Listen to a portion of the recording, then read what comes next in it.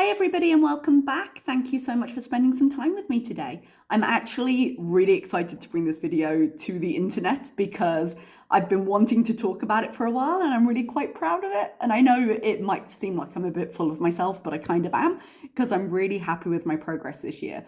So we're going to take this video to look at what my 2023 goals were, and because we're now at the end of 2023, to see how far I got in them and how I'm doing now.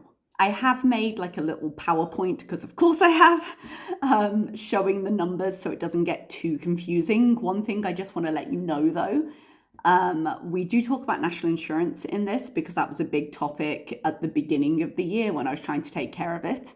But I wasn't really sure whether to classify national insurance as a liability or an asset because it pays for my national insurance. So I do get the money back. So I believe when I made the goals, it was counted as a liability because it was money I had to pay out. But I think it's better suited as a saving because it will pay me eventually. So a lot of my totals I have excluding national insurance and I have including national insurance so that you can see both. Now, after I'm done with this, I will make another video with my 2024 goals because I think it's important to keep having goals and keep reaching for them. And hopefully you'll come along with me for that video as well. That'll come up a little bit after this one. Now, if anyone out there in the budgeting community is doing the same thing, is reflecting on their goals, how far they got with them, I would love to watch your videos. So please do put that down in the comments below because I'm always up for discovering new channels. Doesn't matter if you're a British channel, if you're an American one, if you're from somewhere else, I'd love to see it. So thank you so much. Let's get out of the intro and into the numbers. So here we have the little PowerPoint that I created to go through some of my goal review information. It's possible I've messed up the math slightly here. If I did, I apologize. Also, you should know that when I'm using this PPT, I've converted everything into pounds so that I'm just using one currency. But obviously the conversion rate is current, so it might not be exactly what I had at the time. If anyone's interested in this template, I got it from Canva. Canva does give me a free Canva for Education account, so I don't know if this was a free template or if it was a premium one. It might be worth checking, but I really liked how it looked, so that's what we're using today. So number one, in 2023, I wanted to put £10,000 into my pension. And I achieved that. I was really happy with that. And we'll talk exact numbers between what my goal was and what I actually did after we've discussed these. Number two, I wanted to fill in any gaps in my national insurance payment history. The government in the UK were giving a limited time with which you could fill in older gaps than the usual amount. Usually they only let you go back, I think it's 6 years, and this time they were letting you go back 15. It made a really big difference to me. I filled in those gaps. I was really happy to meet that goal, and then they extended the deadline. So I didn't have to work so hard to do that, but it's done now and I'm happy to see it. I also wanted to put 62% of my income towards goals, be it pay things off or save. So combined, I was looking at 62% of everything I earned, which was quite the stretch goal at the time. And we'll see if I achieve that when we go into the next numbers. Now, when it comes to the kind of adjacent goals, a really big one for me this year was a behavioral change, which was not holding a balance on my credit card. And I am really proud to say that I didn't do that this year. I have bought things with my credit card, but I've then paid them off. And I haven't let any balance go into the following month. I also wanted to improve my credit score. I didn't have a reason for needing this improved immediately, but I will have in the future, and it makes sense to be responsible and just keep on top of it. When I started back a couple of years ago now, when I was repaying my credit cards and things, I think the lowest my score got to was about 535. I'll have to go and look at that. And it's now been sitting at 916 for a little while. So I saw quite a big increase and I'm really comfortable with where it is now. Number three, I wanted to create an emergency fund. And this went back as well to not holding a balance on my credit card. I was using my credit card because I didn't have money to hand for different things.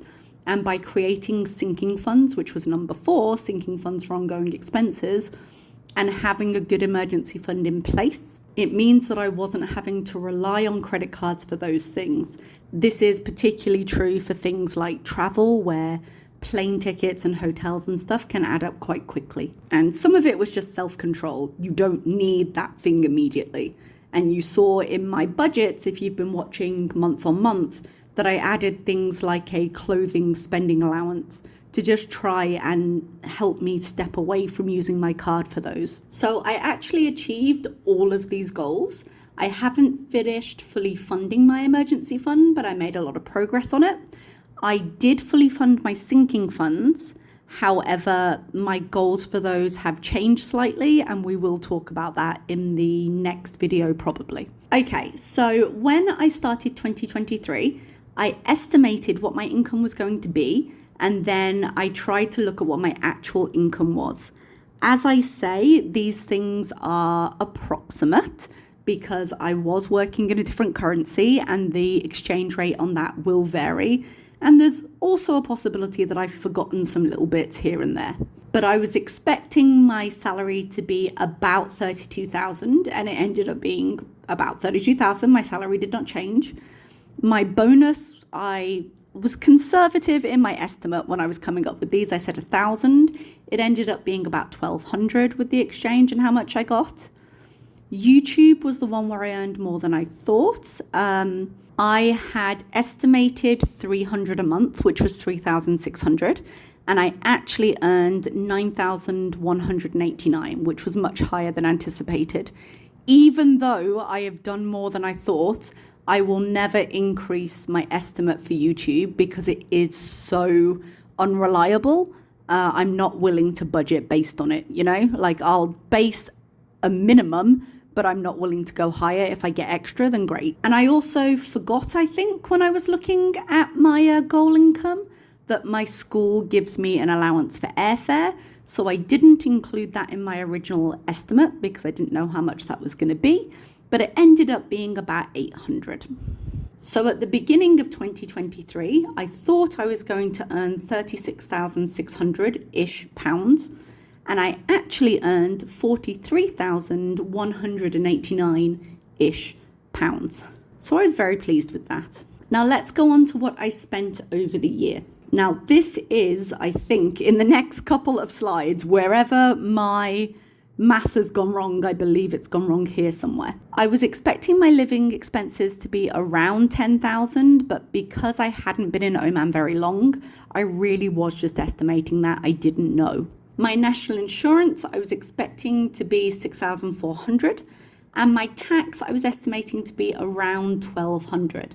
So based on what I was thinking at the beginning of the year, that's 17,600, which was going to be about 48% of my expected income. Or if you exclude national insurance, 11,200, which was about 30.6% of my expected income.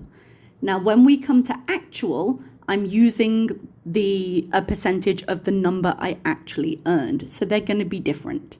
I ended up spending a little less on my living expenses. I spent about 8,000 over the course of the year. These are the living expenses you see in my local side of my budget and my monthly budgets. So the things I spend like groceries and variable expenses and stuff like that, anything I spend in Oman. So 8,000 was about 18.5% of my actual income. My national insurance, I did a dumb.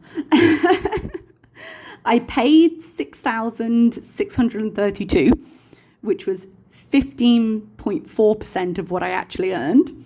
But then it turned out I'd made an overpayment and I'd accidentally paid a year twice. I haven't received that refund yet, so I'm not quite sure where to fit that into this budget. I've been waiting for months. I've been waiting since like August to get this refund, but it will be whenever it is, basically. So again, my numbers might be off there. And tax, I looked at it and I realized 1,200 was just not enough. So I ended up saving 2,000 towards tax because I thought that was more realistic. So instead of 3.2%, I ended up saving 4.6% of my actual income. So that means including national insurance and the overpayment, that would have been 16,632, which was 38.5% of my actual total. But excluding national insurance, that was around 10,000, which is 23.2%. I do realize this is a lot of numbers, but hey, it's a budgeting video. So in reality, I think I did pretty well because the money I was sending out ended up being a lower percentage than I was expecting, even when you factor in the national insurance, not national insurance debate of this. So when we go on to savings, I had a few different categories. I wanted to put 10,000 into my savings, which would have been 27.3% of my goal income. But I put in more than that. I put in £11,163, which was just over 25% of what I actually earned. So I feel like I smashed this one. I was really happy. Another place I did really well, emergency. Originally, I was going to put my emergency fund up to 4,000 this year. That was as much as I thought I could do. And because I earned a little bit extra, I ended up putting in an extra 5,550 into my emergency fund. So it currently stands at 7,000 because I had a little bit in the emergency fund before the beginning of the year. So instead of 7% of my total and it being 2,550, I put in over 5,000 and that ended up being 12.9% of my actual income. I am really pleased with this. I made a lot more progress on it than I thought, and I'm really hoping in the first few months of this year to finish that off to the amount I want in there, which we'll talk about in the next video. When it came to sinking funds, these are a little bit hard to calculate because sinking funds are designed to be spent, so they cycle. So how much I have in it is not a reflection on how successful I was with it.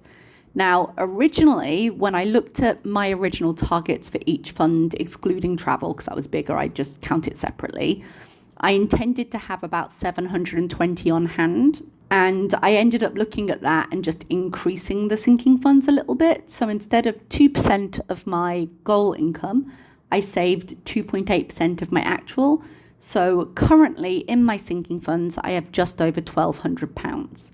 Now, most of them are fully funded to the initial amount I wanted. I did deplete my gift fund over Christmas, as you might imagine, but I may be rethinking those funds next year. Travel, again, this is cyclical. So I had intended to put 1,500 into that fund.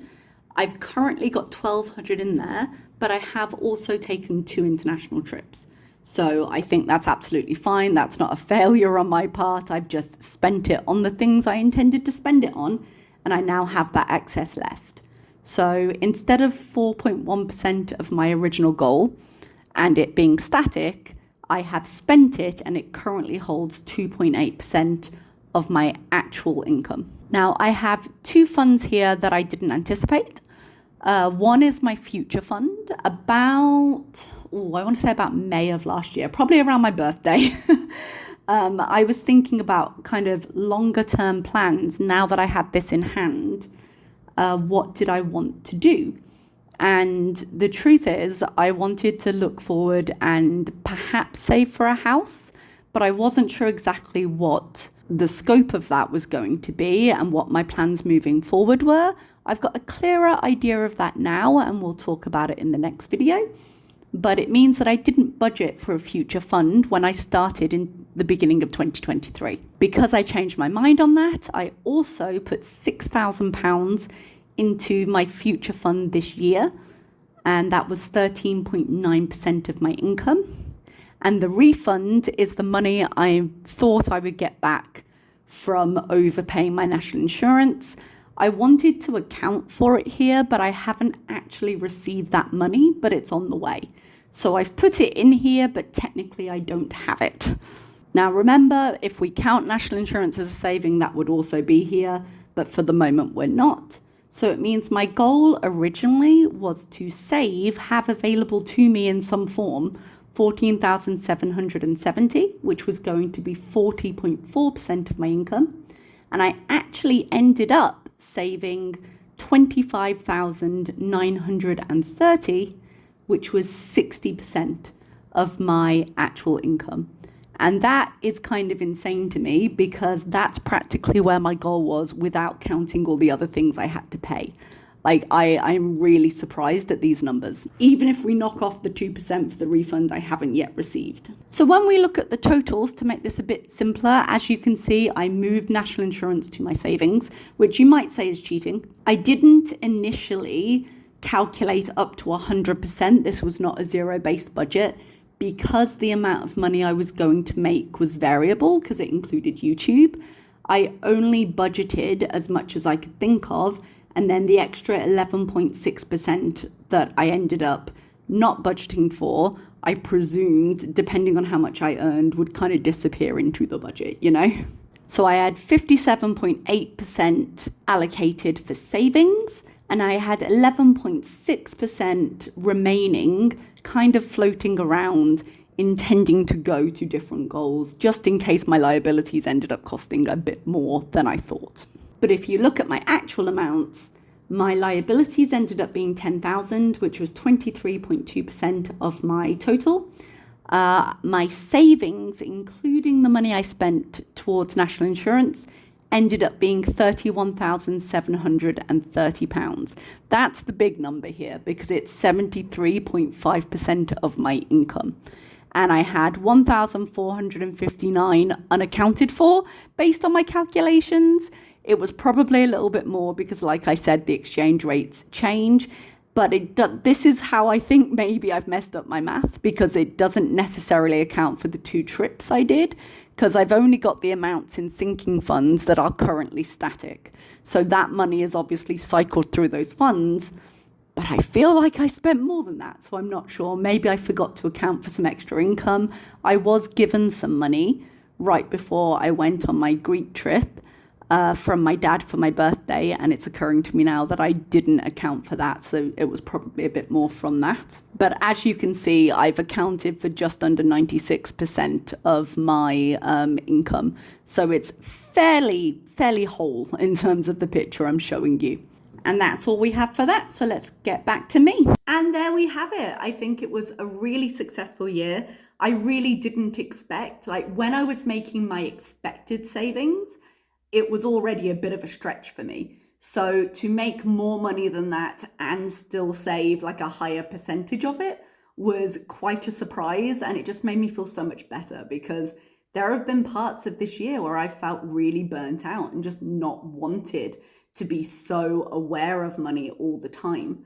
But seeing this now, I really feel like my hard work has been worth it. And it's really getting to the point where I think I'm going to see acceleration in the progress, because a lot of the things that money would have gone out for now have been taken care of. So I can really start to look towards some of my future goals.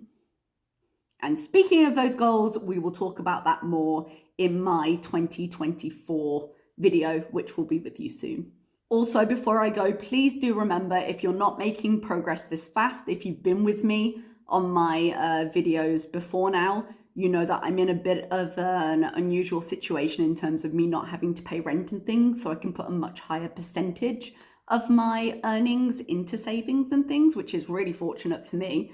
But also, I am not new to this. I didn't come into this with no debt or anything like that. I'm just at the end of my 2nd year of this process. So if you're earlier in, don't worry, you can get there. But onwards and upwards to year 3, and I will see you in the next video. Thank you so much for watching.